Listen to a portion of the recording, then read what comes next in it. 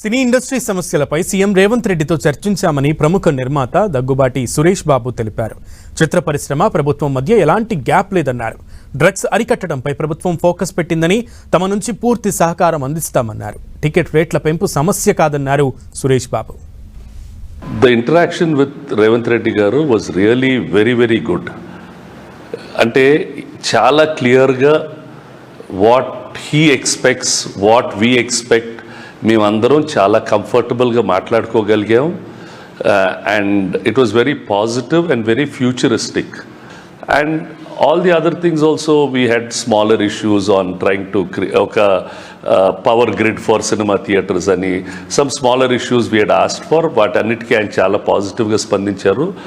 And he was also looking at larger issues of trying to skill people.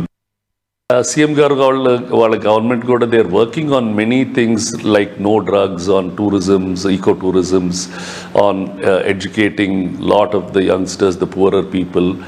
So he wished us that we be a little more proactive ఇలాంటి issues వచ్చినప్పుడు. So all these basically we all found it very positive and చాలా కంఫర్టబుల్గా ఉండింది. బయట perceive చేసే distance between the government and the industry is not at all there. There was unanimous satisfaction అని చెప్పొచ్చు. Segment of people, వాళ్ళు బాగా ఎక్కువ ఇన్వెస్ట్ చేసిన ప్రొడ్యూసర్స్కి డెఫినెట్గా రేట్స్ కావాలని ఉంటుంది వాళ్ళు ఉండే టెన్షన్లో. నాకు తమిళనాడు మోడల్ బాగా ఇష్టం. అక్కడ ఎగ్జిబిటర్సు ఒక అప్పర్ ప్రైస్ ఫిక్స్ చేసేసి మిగతా అన్నీ ఆ కిందలో కావాలి అంటే ఇప్పుడు సే 200 రూపీస్ మ్యాక్సిమం అని పెట్టారనుకోండి.